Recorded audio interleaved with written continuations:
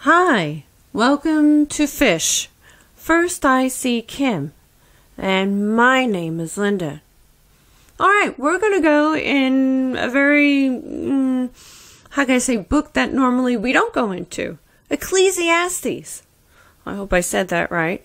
Yes, let's go into Ecclesiastes. In fact, Ecclesiastes 3:10 through 17. So, it reads as follows. I have seen the burden God has laid on the human race. He has made everything beautiful in its time. He has set eternity in the human heart. Yet, no one can fathom what God has done from beginning to end. I know that there is nothing better for people than to be happy and to do good while they live, that each of them may eat and drink and find satisfaction in all their toil. This is the gift of God. I know that everything God does will endure forever. Nothing can be added to it and nothing can be taken from it. God does it so that people will fear Him. Whatever it is has already been, and what will be has been before, and God will call the past to account. Beautiful, right? Yes, the mysteries that almost everyone asks. Yeah, such as, who am I, and why am I here, and why was I born? So, okay, a partial but probably unsatisfying answer is, unless God calls and reveals Himself to a person, he will never find the clear, detailed answer. Solomon states in verse 11, no one can find out the work that God does from beginning to end. So, that the called, those to whom God has revealed Himself, are thoroughly convinced of the great gift God has given them. Okay, such as this, Ecclesiastes 3:17. I said to myself, God would bring into judgment both the righteous and the wicked, for there would be a time for every activity, a time to judge every deed. God undoubtedly planned much of this blindness. Okay, so this does not mean that people will never hear the answer to why was I born in their lifetimes. No.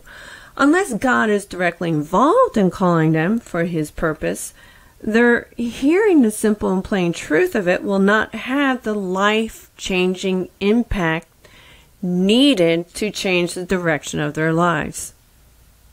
A person must be gifted by his calling, Matthew 13:10 through 17.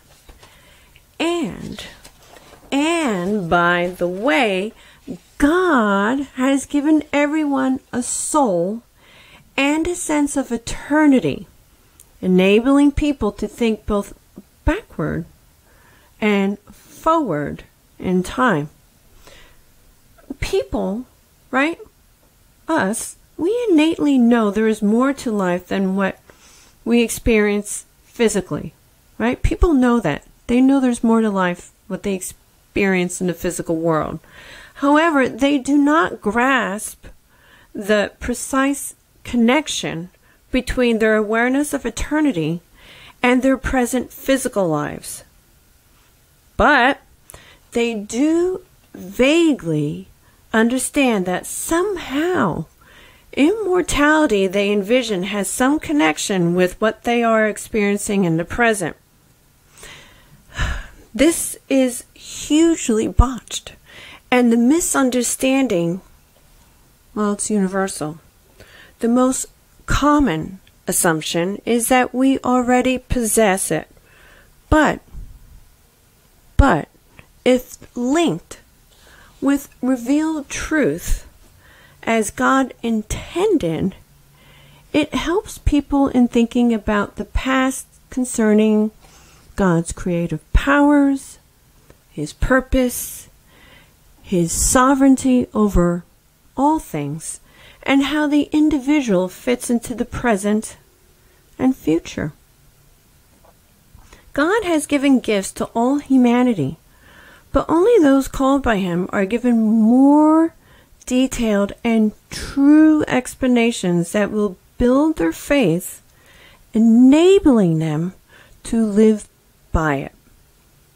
Unless God gives the details, we are all pretty much like nearsighted people who more or less feel their way along, right? We're just kind of groping for things. Until they are called, the grand design that God is working out escapes their fuller comprehension, making the answer about who we are elusive. So Ecclesiastes encourages us to be content and patient. We should be thankful and rejoice in what we already have, because what we have is wonderful.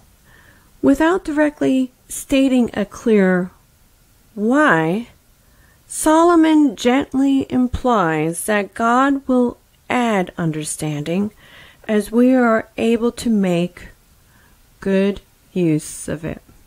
Yes, indeed. Well, that's it for fish. First I see Kim.